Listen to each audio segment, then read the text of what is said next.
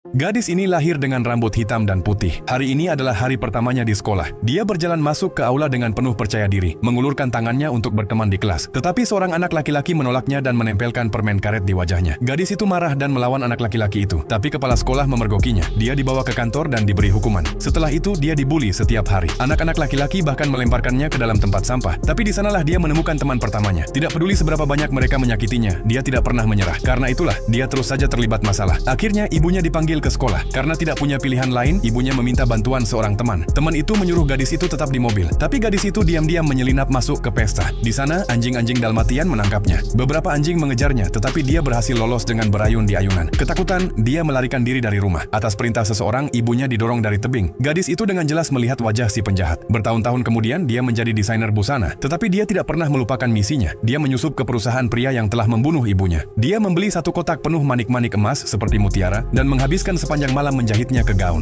Keesokan paginya, ketika dia muncul mengenakan gaun menakjubkan itu, semua orang terkejut. Clara berencana untuk mencuri gaun itu untuk dirinya sendiri. Tetapi itu sebenarnya adalah rencana si gadis. Malam itu di peragaan busana, tiba-tiba sebuah sepeda motor melaju ke karpet merah. Di tengah asap, seorang gadis misterius muncul. Gayanya menarik perhatian semua orang. Semua kamera tertuju padanya. Sorotan untuk Clara hilang seketika. Tiba-tiba, lampu padam dan sebuah nama menyala di dinding gedung. Cruella. Kerumunan terkejut dan Cruella pergi dengan penuh gaya. Namanya menjadi terkenal dalam semalam di dunia mode. Beberapa hari kemudian, pada hari peluncuran produk baru, sebuah truk sampah berhenti di luar, tutupnya terbuka, dan tumpukan pakaian jatuh. Gadis itu tersenyum, muncul dengan penampilan baru, dan naik ke truk sampah. Saat truk bergerak, semua orang menyadari bahwa pakaian itu sebenarnya adalah gaun sepanjang 15 meter. Clara sudah tidak diperhitungkan lagi. Beberapa hari kemudian, di acara mode besar di London, mobil Clara tiba-tiba berhenti karena pintunya macet. Cruella muncul lagi dan membentangkan gaun panjangnya di atas mobil itu. Itu adalah gaun bergaya kerajaan. Sekali lagi, semua perhatian media tertuju padanya. Keesokan harinya, semua koran hanya memuat satu berita, badai mode, Cruella. Bos gemetar karena marah dan memerintahkan timnya untuk menemukan gadis misterius ini. Tapi dia terlalu pintar, polisi pun tidak bisa menemukannya. Bos menaruh semua harapannya pada gaun emas itu. Namun gadis itu sudah siap. Dia memberi sinyal pada rekannya, diam-diam masuk ke perusahaan mode dan meninggalkan petunjuk palsu. Bos panik dan memerintahkan semua gaun dikunci di brankas dan tidak boleh dibuka. Tapi itu adalah bagian dari rencananya. Pada hari pertunjukan, ketika brankas dibuka, ratusan serangga keluar. Kerumunan panik berlarian. Semua gaun mewah milik bos hancur. Manik-manik emas itu ternyata adalah telur serangga. Dan dengan cara inilah gadis itu diam-diam membalas dendam atas kematian ibunya.